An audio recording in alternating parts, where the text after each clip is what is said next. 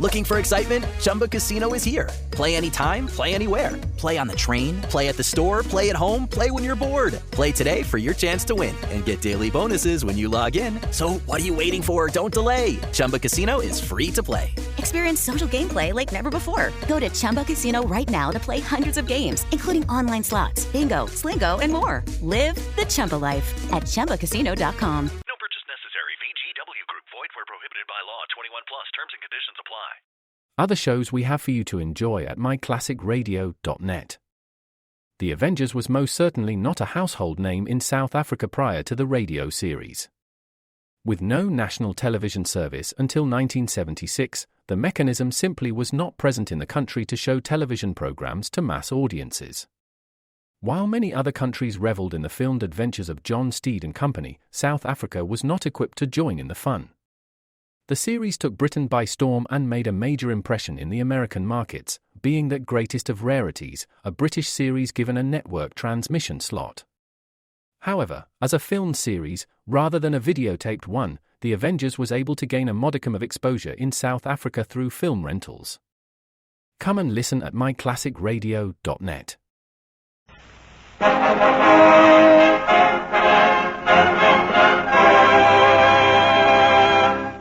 Afloat with Henry Morgan. Afloat with Henry Morgan, written for radio by Warren Barry and a George Edwards production.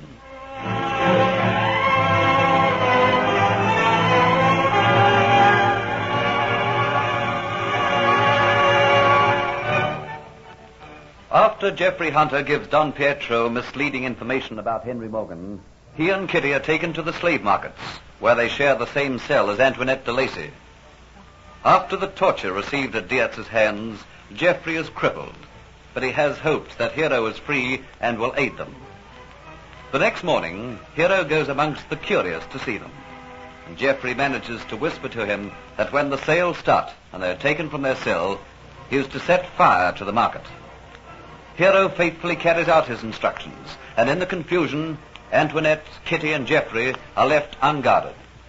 Hero joins them, but Geoffrey, being crippled, refuses to go, claiming that he would impede them. But Hero picks him up, and they safely get away from Havana into the hills. But Geoffrey becomes very still and quiet, and Hero tells the two girls that the trials that he's been through has brought upon Geoffrey another attack of the dreaded fever.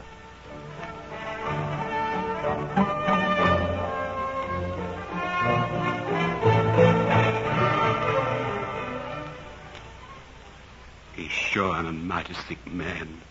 He's been through more than any man could ever be expected to go through. The fever. Oh, Hero, what shall we do? There's no one we can turn to for aid. We don't want no aid. I cured Master Geoffrey before. I reckon I can do it again. Only thing is, time's running very short. There ain't too much time, Miss Kitty. That's right. We have to meet the British ship at a certain time, don't we? And if we're not there on the shore to meet her, she'll sail away without us. That's part of the agreement. But what are we going to do for Geoffrey? I reckon we've just got to push on till we find a nice quiet spot where he can lie hidden. And I can go out and gather herbs like I did before.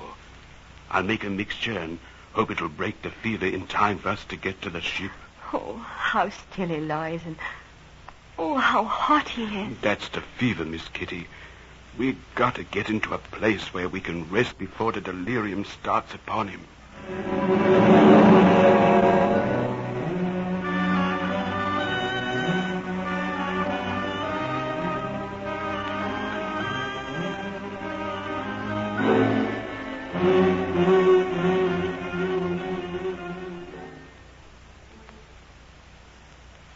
Surely this would be the ideal spot, Hero.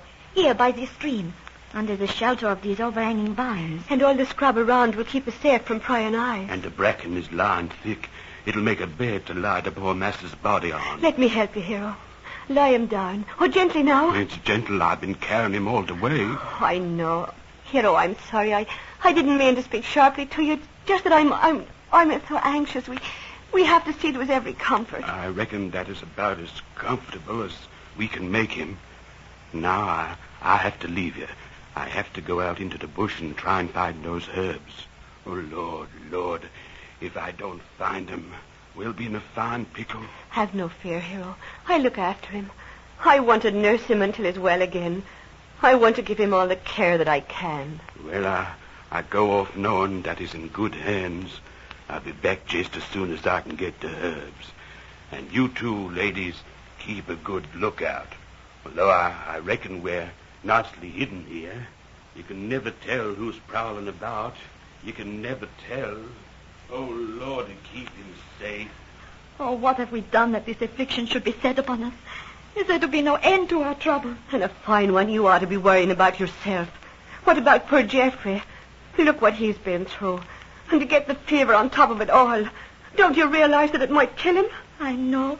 It's just that I feel so helpless. Well, tear a bit off your dress and dip it in the creek and bring it back so that I can bathe his poor hot head. Oh, yes. Of course I'll do that. Oh, Geoffrey, what have they done to you? Why did this have to happen to you? I keep feeling that it's all my fault. If I hadn't been jealous, all this might not have happened. You wouldn't have been taken as a convict, and I wouldn't have gone away with debt.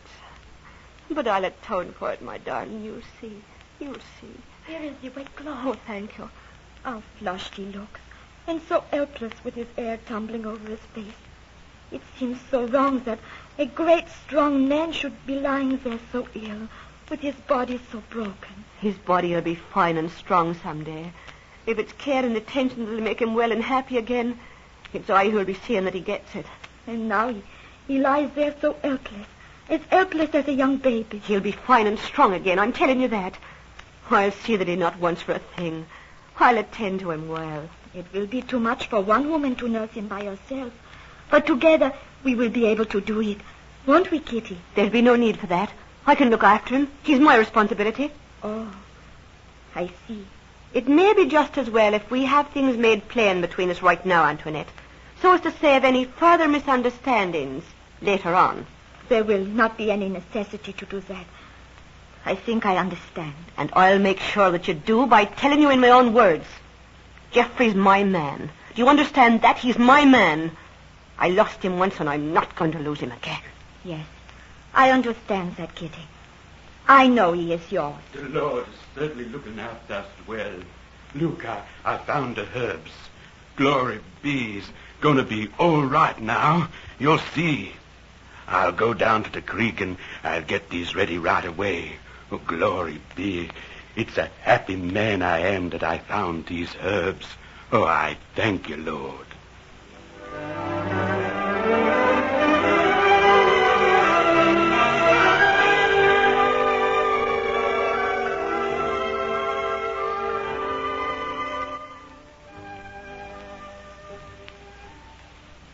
Yes.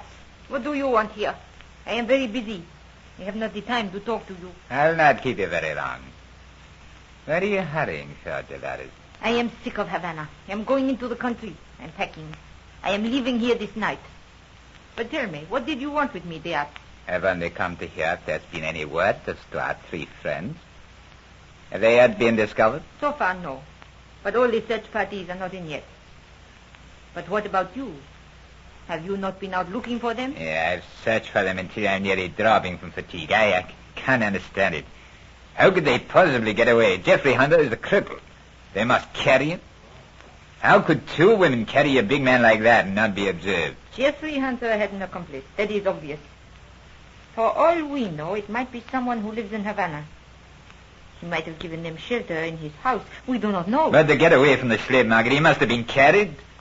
How was it that he is not observed? Oh, at the time there was great confusion. Everyone was rushing around in everybody's way, fleeing for their lives. They were not looking for what other people were doing. And once they were away from the slave market, it would not take them long to get right away from the town, if they are out of the town. But how could anyone be giving them shelter here in Havana? They know nobody. We never know, Diaz. There just might be someone here in Havana who is in the pay of the English. But all the search parties are not back yet. We might have word any moment now that they have been retaken. I do not expect they will get very far. When will all the search parties return? Before sundown. I have a right, Dolores, to know how they have progressed. What right? I have during the past when you're in Jamaica. You'll get word immediately to me, Dolores, when all the search parties return. I cannot do that, Diaz. You see, I am in a hurry to leave Havana. I am sick of the place, and I want to get away into the country. I am leaving tonight. Oh, well, Diaz, I will do this much for you. On my way into the country, I will call at your house and I will tell you. We will have had word from all of the searchers before I leave. I would be very grateful if you'd do that for me, Dolores. Very well. It shall be done. What are you looking at, Diaz? I was looking at the Aztec necklace, Dolores. I was thinking how perfectly you wear it. You're frightened now to let it out of your reach, Dolores, aren't you? People look at it and they desire it. They may look at it and they may desire it. But Diaz, that is all. The Aztec necklace is all mine, and it shall stay mine. It has brought so much trouble in the past. I wonder if its troublesome days are over. I will never let it out of my possession. No, of course not. You know, it once was very nearly mine. Captain Morgan gave it to me, not realizing just how beautiful it really was. You know, I was foolish enough to show it to him, and I lost it. I have never for a moment stopped regretting the loss of it, Dolores. So? Then you had better. You know, it's a wonder to me that you're not afraid to wear it. I am afraid of nothing or no one. I am the daughter of the governor of Cuba. No one would dare to attempt to take the necklace from me. Are you warning me, Dolores? No. I am just telling you that I am not at all frightened of you, Diaz. Now, will you please go and leave me? I have much to attend to. But I will call at your house on my way out of Havana and will give you the latest news about the escaped slaves.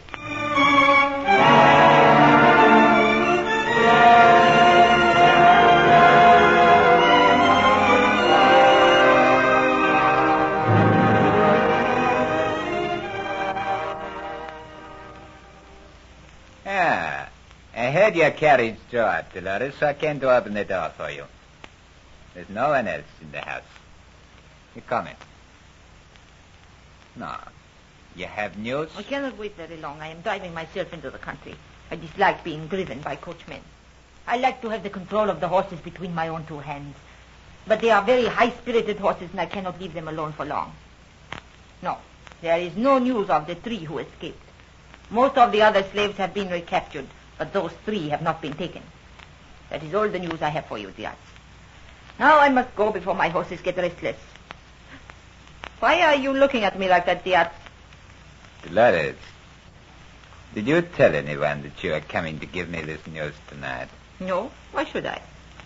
Then you have come here alone, Dolores? And no one at all knows that you are here. You are driving into the country. You would not be missed for perhaps days, eh? And in that time, I will have left Cuba. I will be sailing on the fleet which is taking me to Spain. I will never come back here to Cuba. Why, what is all this? Diaz! When I leave, I am going to take the Aztec necklace with me, and it seems, Dolores, that in taking it, I must first of all kill you.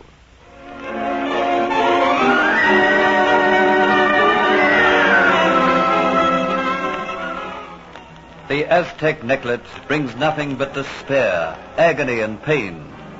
Hear what happens to this accursed piece of jewelry in the next episode of Afloat with Henry Morgan.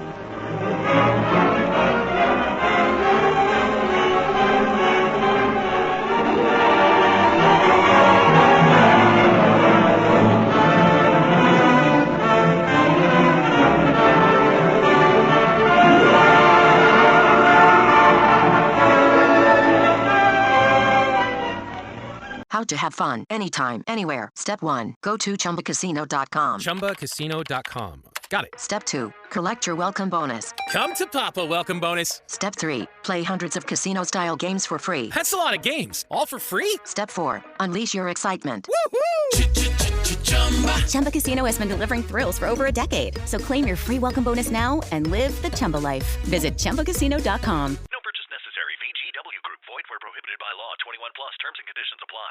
Other shows we have for you to enjoy at myclassicradio.net.